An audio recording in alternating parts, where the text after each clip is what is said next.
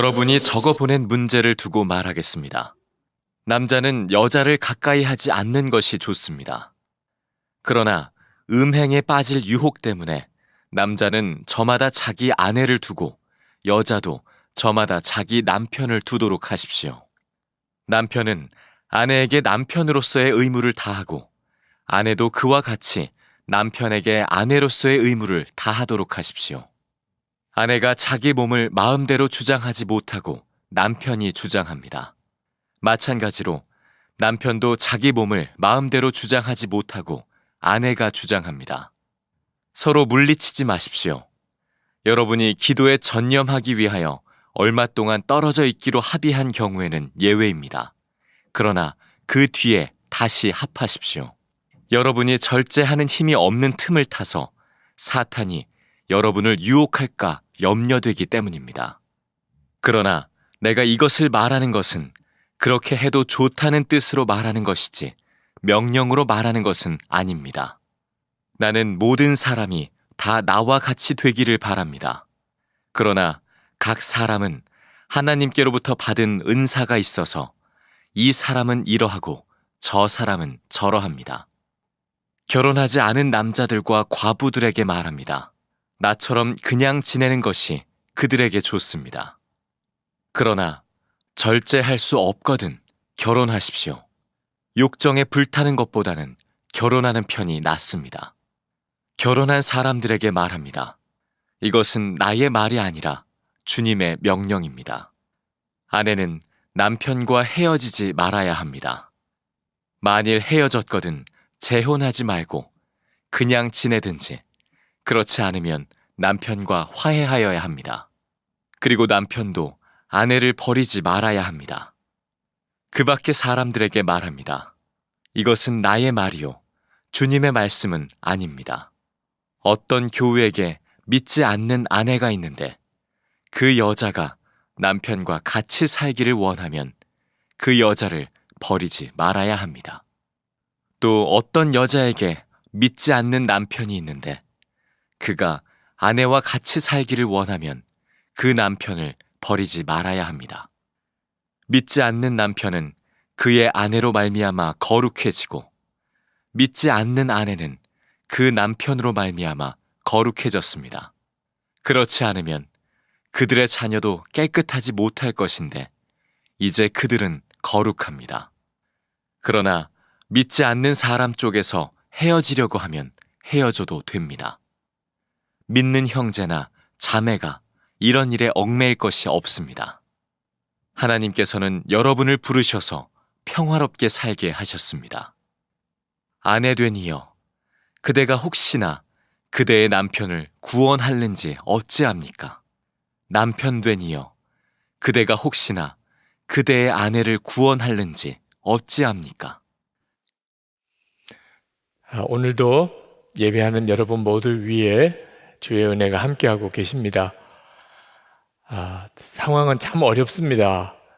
아마 점점 더 전 세계적으로 어려움이 더 가중되는 것 같습니다. 언제 이것이 끝날까 그런 생각도 듭니다. 그러나 저는 믿기를 하나님을 사랑하는 자에게 또 그 뜻대로 부르심을 입은 자들에게는 모든 것이 합력하여 선을 이룰 것이라, 이 일 속에도 유익이 있을 것이라고 믿습니다.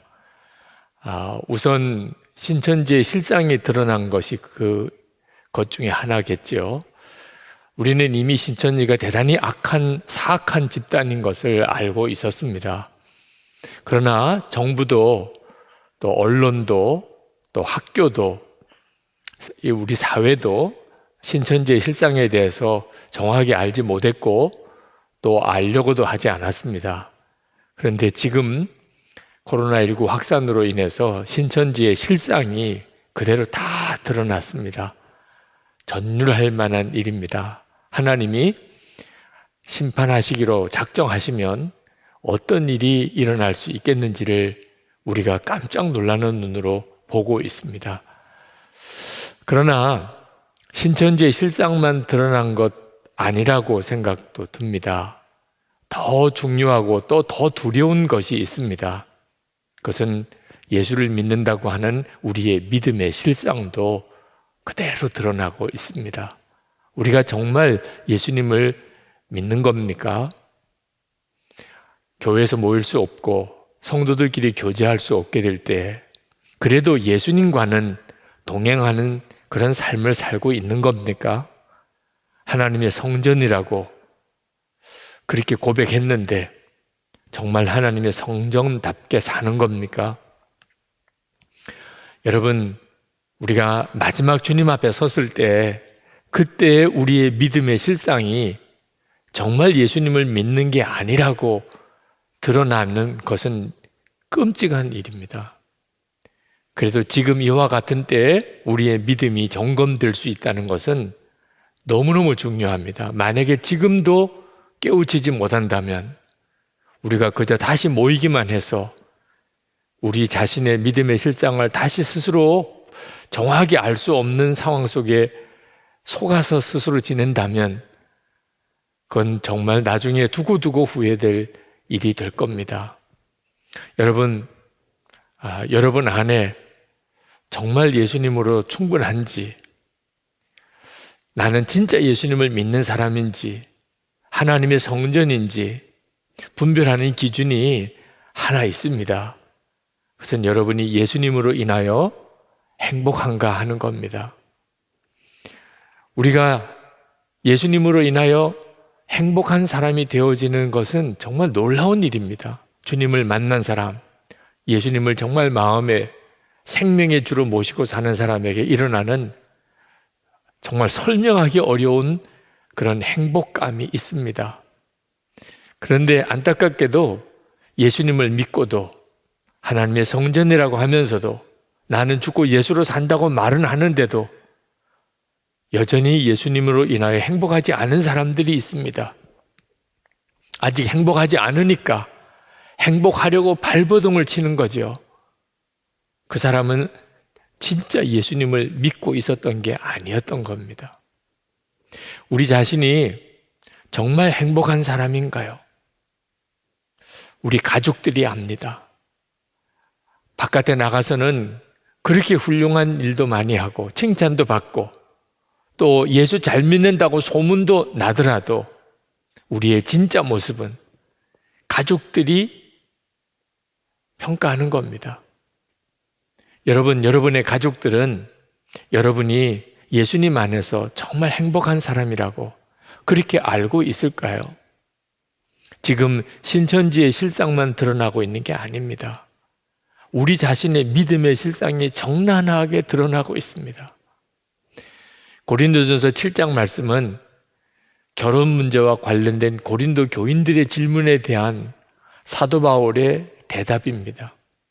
그런데 이 고린도전서 7장의 이 대답도 예수님 안에서 정말 행복한 사람인가 하는 것에 대한 기준이 분명해야 이 말씀이 이해가 됩니다.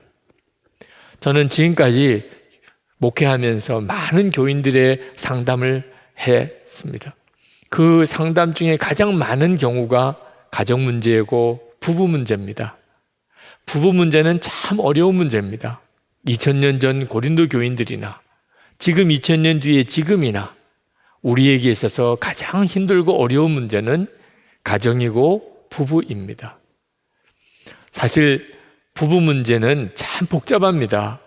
배경도 다르고 또 문제의 성격도 다 다릅니다. 남자와 여자의 차이도 크지요. 어려서 자라난 배경도 다르지요. 그리고 성격도 너무너무 다르지요.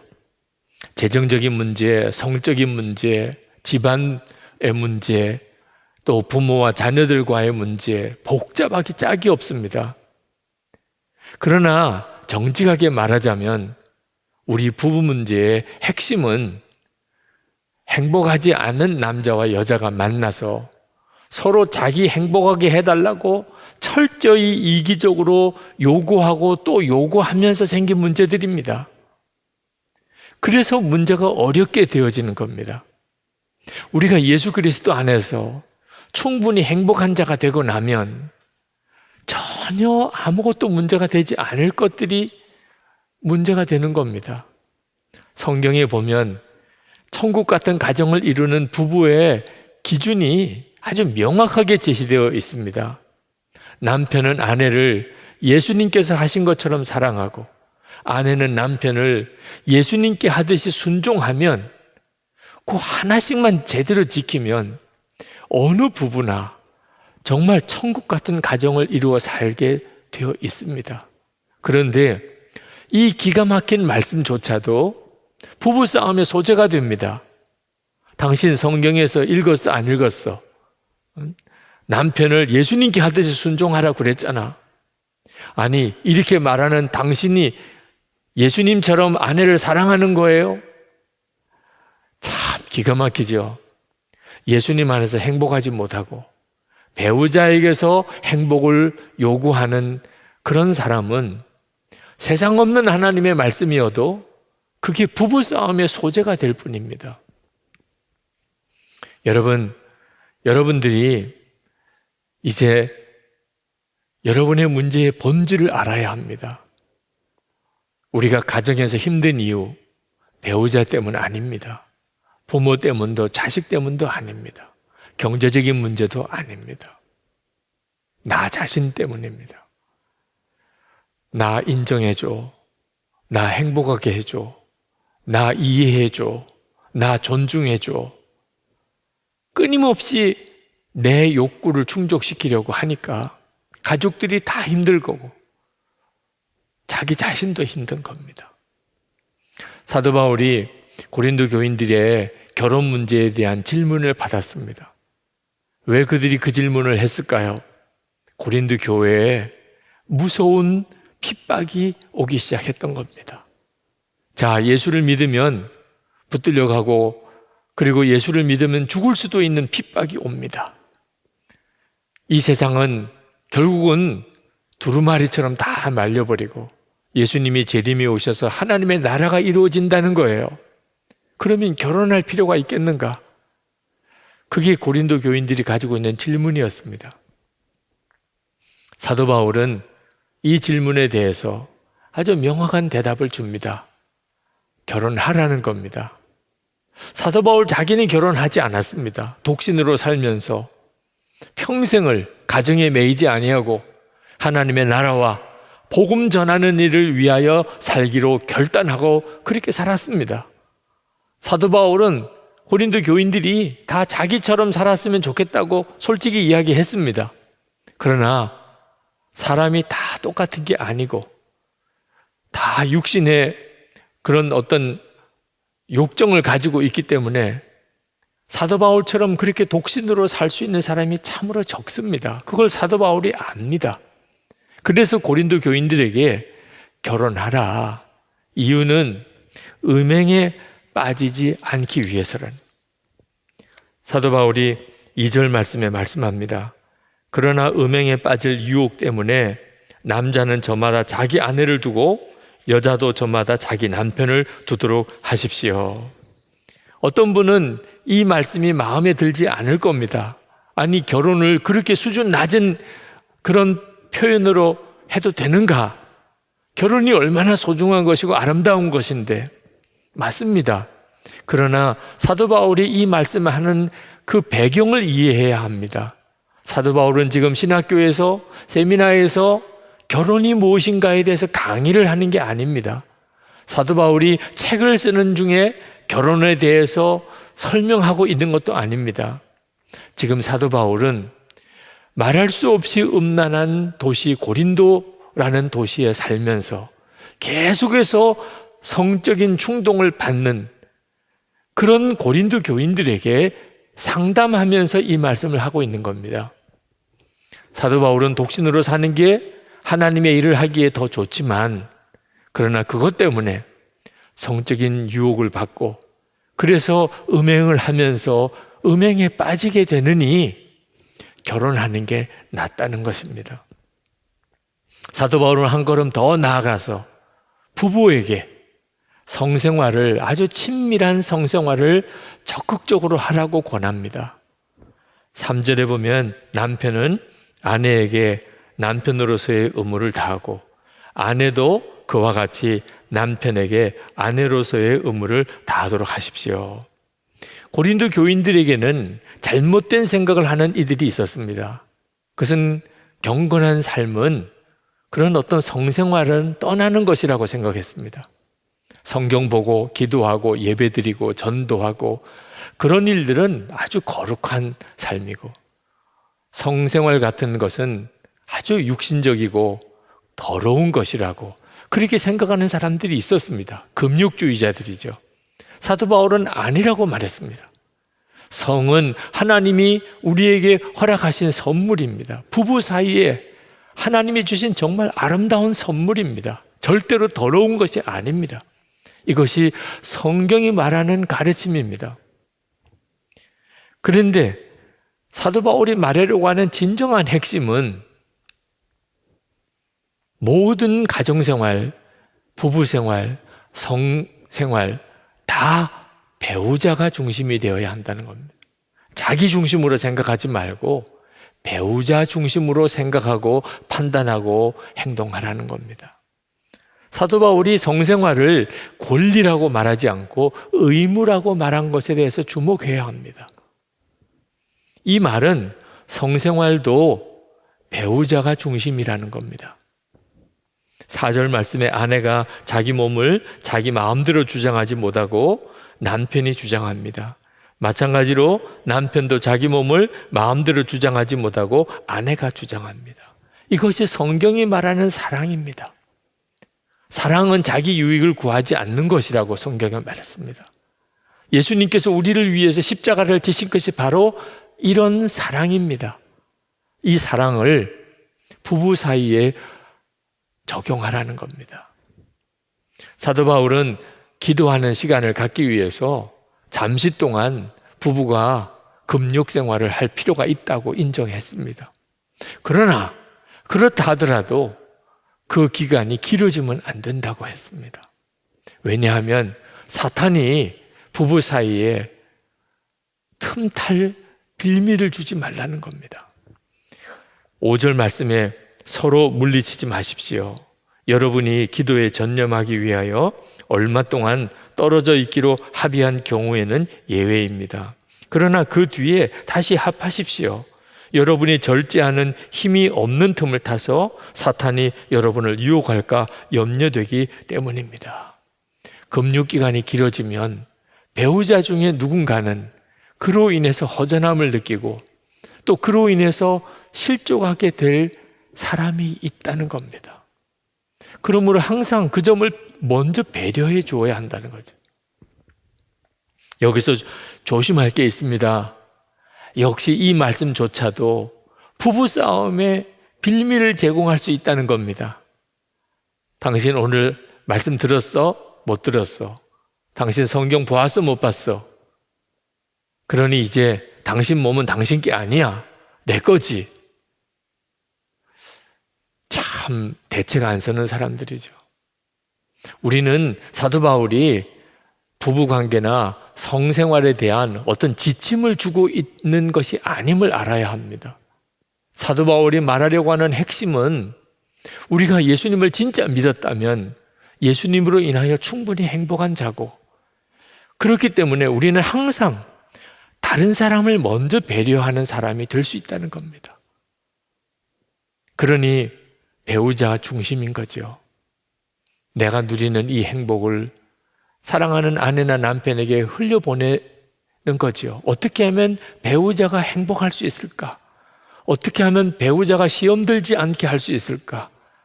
그게 바로 예수님을 진정으로 믿는 자, 그래서 행복한 자의 삶이라는 것입니다. 이것은 예수를 믿되 진짜 예수님 안에서 행복한 자만이 할 수 있는 일입니다. 자기가 행복하지 않은데 어떻게 다른 사람을 배려할 수 있겠습니까? 불신자인 배우자와의 이혼 문제도 마찬가지입니다. 사도 바울은 10절 말씀에서 결혼했으면 이혼하지 말라. 이것은 주님의 명령이라고 말씀했습니다. 대원칙이죠. 하나님이 짝지어 주신 것을 사람이 나누지 못할 것입니다. 그러나 이혼할 수밖에 없는 사정이 생기는 것도 또 참 안타까운 일입니다. 예수님께서도 간음한 배우자의 간음으로 인해서는 이혼을 허락하셨습니다. 사도 바울도 불신자인 배우자인 경우에 이혼할 수 있다고 말씀하고 있습니다. 왜 이혼 문제가 이렇게 심각한가? 어느 시대나 불신자인 배우자와 함께 살면서 신앙생활 하는 것은 다 어렵습니다. 지금도 마찬가지고 어려움을 겪는 교우들도 있습니다. 그러나 고린도 시대에는 비교할 수 없이 컸습니다. 왜냐하면 그때 당시는 핍박이 시작되었기 때문입니다. 예수를 믿는 사람이 가족 중에 한 사람이 생기면 온 가족이 큰 위기에 빠지는 겁니다. 남편이나 아내가 예수를 믿으면 그 배우자도 같이 위기에 빠지는 겁니다. 코로나19 확산 때 가족 중에 한 사람이 감염자가 생기면 온 가족이 비상이 걸리지 않습니까? 그것과 비교가 안 됩니다. 핍박이 그렇게 무서운 거죠. 그러니 불신자인 배우자에게 있어서 예수를 믿는 사람이 배우자가 생긴 것은 심각한 문제죠. 자, 이런 일이 있다 하더라도 기준은 언제나 배우자에게 있어야 한다는 겁니다. 배우자가 헤어지기 원하지 않으면, 그러면 힘들어도 그 배우자와 함께 살라는 겁니다. 혹시 어떻게 압니까? 그 배우자도 예수를 믿고 구원받게 될 날이 올지. 특히 자녀들은 더 그렇습니다. 그러나 만약에 배우자가 헤어지기를 원하면 헤어져도 좋다는 겁니다. 15절 말씀에 그러나 믿지 않는 사람 쪽에서 헤어지려고 하면 헤어져도 됩니다. 믿는 형제나 자매가 이런 일에 얽매일 것이 없습니다. 배우자 쪽에서 나는 당신과 함께 살기 싫고 나는 같이 고난당하는 것도 싫고 그러니 당장 나가라. 그러면 이혼해도 좋다는 겁니다. 그것 때문에 죄책감 가질 필요가 없다는 겁니다. 그러나 여러분, 이 말씀을 가지고 이혼해도 좋다는 허락으로만 받으시는 것은 참 조심해야 합니다. 그러니까 불신자 남편이 헤어지자 그러면 이혼해도 되는 거구나.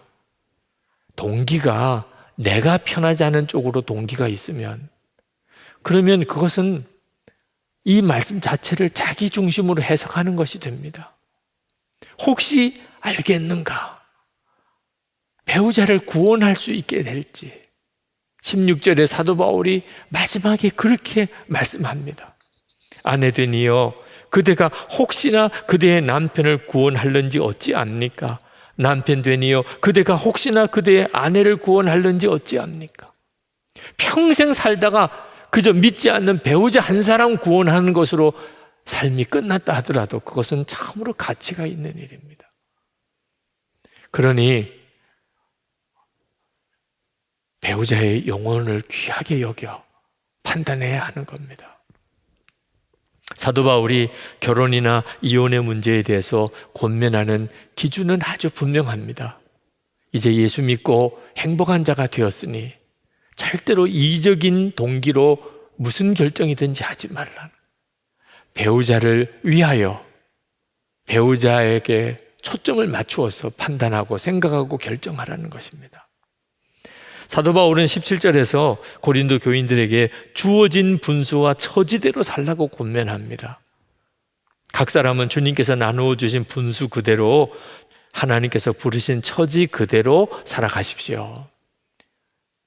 20절, 21절에 가면 노예인 교인들에게 말합니다. 자유자가 될 수 있는 길이 있다면 힘써서 그걸 이루십시오. 그렇지만 자유자가 될 수 있는 길이 없어서 그냥 노예로 살아야 된다면 그것 때문에 너무 상심하지 마십시오. 그것 때문에 하나님을 원망하지 마십시오. 그런 뜻입니다. 있는 처지, 자기 지금 분수에 맞추어 그대로 살으라는 거죠.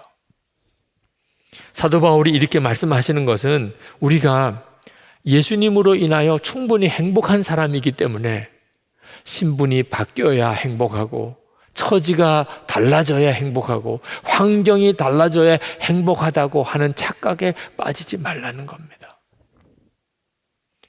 우리가 사는 모든 곳이 하나님의 나라를 위한 사명지입니다. 여러분, 하나님은 복의 하나님이십니다. 그래서 우리가 예수를 믿고 하나님의 자녀가 되면 하나님께서 우리에게 여러 가지 복을 주십니다. 그렇지만 모든 그리스도인들이 다 더 좋은 곳, 더 편한 곳, 더 은혜로운 곳, 더 살기 그런 풍족한 곳으로만 가기를 원한다면 힘들고 고생스럽고 소외되고 고통스러운 곳에 사는 사람들에게는 누가 복음을 전하며 누가 예수님을 전하며 누가 하나님의 나라를 그곳에서 준비해 갈 수 있겠습니까? 노예들은 자유인이 되기를 갈망합니다. 사도 바울은 그럴 수 있으면 그렇게 하라고 권합니다. 그러나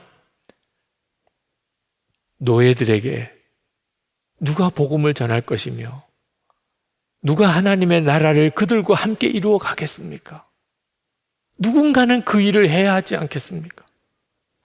자유인이 될 수 없는 그런 상황에 있는 노예라면 여기가 내 사명지구나 그렇게 생각할 수도 있지 않겠느냐는 겁니다.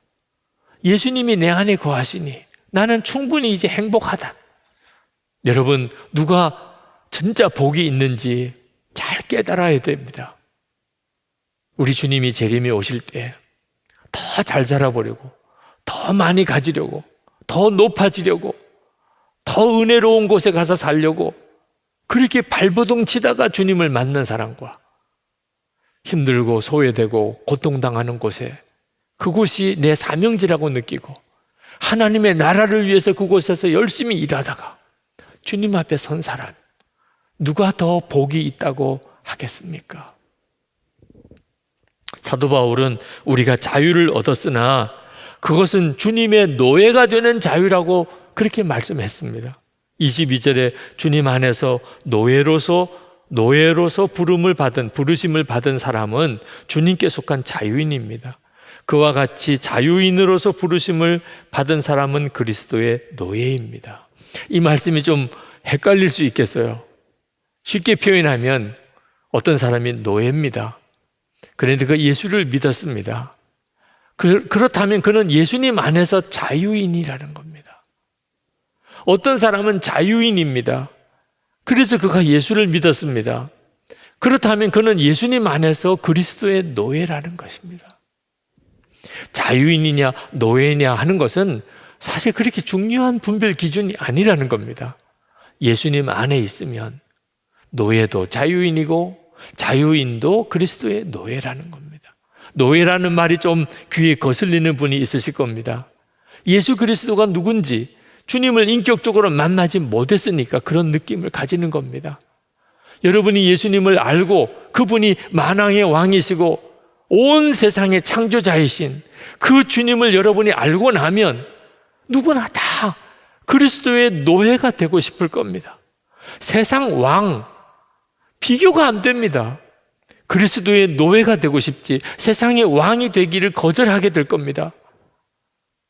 예수 그리스도 그분을 정말 아는 사람은 예수 그리스도의 노예가 되는 것은 정말 행복한 것이죠. 여러분, 부부 사이에도 자유롭게 배우자와 결합하잖아요. 사실 부부 생활 자체가 얽매이는 거죠. 내가 좋아서 얽매이는 것이지만 얽매이는 거는 얽매이는 거죠. 사랑하는 사람이 있다면 내가 스스로 얽매이잖아요. 자식이 생기면 그 자녀 때문에 얽매이잖아요. 그래도 행복한 거잖아요. 예수 그리스도 그분을 정말 알고 나면 우리는 스스로 자발적으로 예수님의 종이 됩니다. 절대로 어떤 사람도 강제로 예수님의 종이 되는 사람은 없습니다. 마귀나 하는 일입니다. 마귀는 우리가 원치 않아도 우리를 종 삼습니다. 죄의 유혹에 빠지게 해서 그리고는 죄로 인하여 우리를 사로잡아 버립니다. 예수님은 그렇지 않습니다. 우리에게 자유를 주셨습니다. 우리 스스로가 원하지 않으면 절대로 우리는 예수님의 종이 아닙니다. 우리 스스로가 원하는 것, 얼마나 좋으면 그리스도의 노예가 될 수 있겠습니까? 우리가 이처럼 그리스도의 노예가 되면 가장 먼저 그 기쁨을 누리는 사람이 배우자입니다. 예수님 안에서 누리는 그 행복을 가장 먼저 경험하게 되니까 배우자를 위해서 살게 합니다. 전에는 자기 중심이었습니다. 근데 이제는 배우자의 중심으로 사람이 확 바뀝니다. 그리스도의 노예인 사람의 특징입니다. 프랭크 루박 선교사님이 쓴 권능의 통로에 보면 이렇게 말합니다. 주님을 의식하지 않고 살아보고 또 주님을 바라보며 살아본다면 그 두 마음 안에 천국과 지옥만큼 큰 차이가 존재한다는 걸 알게 될 것이다. 우리가 주님을 바라보지 않고 살면 우리 마음은 통속적인 잡지처럼 되어버릴 것이다. 그러나 주님과 친밀해지려고 하면 할수록 우리 생각이 넓어지고 깨끗해지며 이타적이 될 것이다 라고 했습니다. 여러분, 우리의 가정의 행복이 어디서 옵니까? 우리가 그리스도의 노예가 되는 데서 오는 겁니다. 그러면 우리 가정은 하나님의 주권 아래 들어가게 됩니다. 우리 가족 중에 한 사람이라도 그리스도의 노예가 된다면, 그러면 우리 가족 모두는 정말 행복합니다.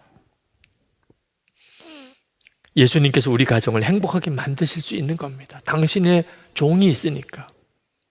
여러분, 결혼도 또 이혼하는 것도 행복하기를 원해서 하면 다 실망이고 후회하게 됩니다.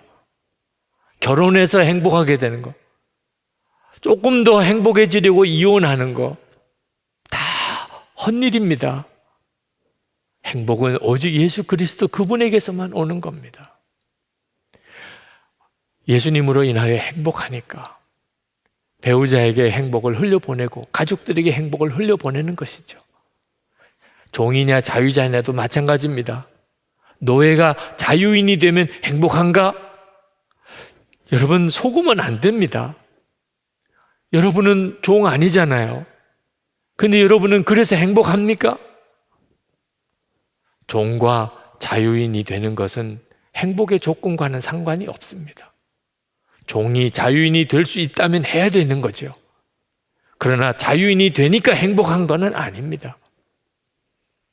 종으로서도 얼마든지 행복할 수 있고 자유인으로서도 얼마든지 행복할 수 있습니다. 예수님만 분명히 그의 생명이 되셨다면, 하나님의 성전으로 산다면 주님이 우리를 행복하게 해주시는 겁니다. 여러분, 지금은 믿음의 실상이 드러나는 때입니다. 여러분, 이 점을 절대로 작게 생각하면 안 됩니다. 여러분이 정말 예수 믿는 그 사람 맞습니까? 예수님 때문에 진짜 행복하냐 하는 겁니다. 예수님을 정말 만난 사람이어야 됩니다. 그래서 여러분에게 이 사순절을 맞기도 하고 고난주간을 앞두고 책을 하나 소개하려고 합니다. 이번에 나온 책입니다. 십자가에서 만난 예수 그리스도입니다. 여러분, 지난 2018년 십자가 부흥회를 기억하십니까? 그때 하나님께서 제게 주셨던 참 놀라운 은혜가 있었습니다. 십자가에서 예수님을 만나는 눈이 새롭게 뜨였습니다. 그때 그 설교를 책으로 엮었습니다. 이 사순절 고난주간을 지나면서 여러분이 진짜 십자가에서 예수님을 만날 수 있게 되기 바랍니다. 여러분을 행복하게 해줄 수 있는 그분 예수 그리스도를 만나게 되시기를 축복합니다. 여러분, 예수님 안에서 누리는 행복 때문에 배우자를 행복하게 해주고 자녀들을 행복하게 해주고 여러분 주위에 있는 사람들을 행복하게 해주는 자가 되기를 축원합니다. 또 그렇게 되어서 우리 다시 만나십시다. 그렇게 새로운 교회를 세우십시다.